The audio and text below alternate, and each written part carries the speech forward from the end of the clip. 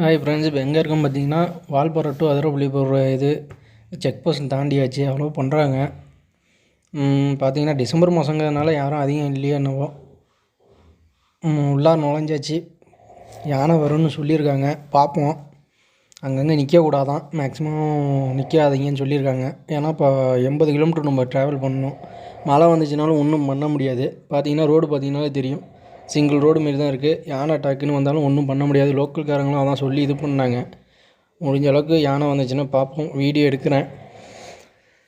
அதனால தான் நான் காலை மாதிரியே கொஞ்சம் சீக்கிரமாக கிளம்பிட்டேன். மணி பார்த்திங்கன்னா 9:30. ஏன்னா டக்குன்னு மழை வந்துச்சுன்னா நம்ம மதியானத்துக்கு அப்புறம் வந்தோம்னா ஒன்றும் செய்ய முடியாது 2-3 மணிக்கு அப்புறம். ஏன்னா இங்கே பார்த்தீங்கன்னா காலம்பரம் 6 டு சாயங்காலம் 4 தான் பைக்கு தான் அலோடு. பார்த்திங்கன்னா தெரியும், 80 கிலோமீட்டர் போகிற எல்லா லைனும் யானை வருங்கிறாங்க. ரோடு ஃபுல்லாக பார்த்திங்கனாலே தெரியும், ஃபுல்லாக ஆஃப் ரோடு மாரி தான் இருக்குது. ரோடு சில இடத்துல தான் குண்டு குழியமாக தான் இருக்குது. இங்கே டக்குன்னு இந்த டர்னிங் வரப்போ யானை இருந்துச்சுன்னா நம்ம ஒன்றுமே பண்ண முடியாது.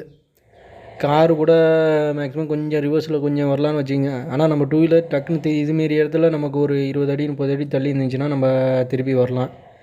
டக்குன்னு இது பண்ணுச்சுன்னா நம்ம பக்கத்துலேயே இருந்துச்சுன்னா ஒன்றும் யூட்டன் பண்ண முடியாது, வண்டியை திருப்ப முடியாது. வண்டியை போட்டு தான் போகணும். லோக்கல்காரங்களே சொல்லியிருக்காங்க, நாங்கள் வண்டியை போட்டு வழியாந்துருக்கோம் அப்படின்னு.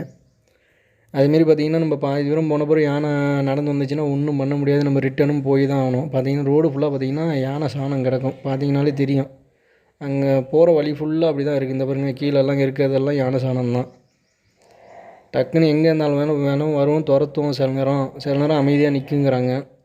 நம்ம நேரத்துக்கு எப்படி வேணால் இருக்கலாம். அங்கே பாருங்கள், டக்குன்னு இந்த லெஃப்ட் சைடில் தான் கேப் இருக்குது, இங்கேருந்து கூட வரலாம், யானை வரலாம். இங்கே டர்னிங்கில் என்னாலும் ஒன்று டக்குன்னு நம்ம போகும்போது நின்றுச்சுன்னா நம்ம போகிற ஸ்பீடு கொஞ்சம் கம்மியாக தான் போய் ஆகணும் இந்த இதில். அதுக்கு மேலேயும் போக முடியாது. ஏன்னா ரோடு பார்த்தீங்கனாலே தெரியும், கொஞ்சம் குண்டும் குழியுமாக தான் இருக்கும். அங்கங்கே நல்ல அட்வென்ச்சர் பிளேஸ் தான். அங்கே பாருங்கள், யானை சாணம் தான் இன்னும் இருக்குது. போகிற வழி ஃபுல்லாக இருக்கும். நாங்கள் 70-80 கிலோமீட்டரில் எங்கே வேணாலும் யானை வரலாம். அதனால் இன்னும் ஃபோட்டோ எடுக்காதீங்க அப்படின்னு சொல்லியிருக்காங்க.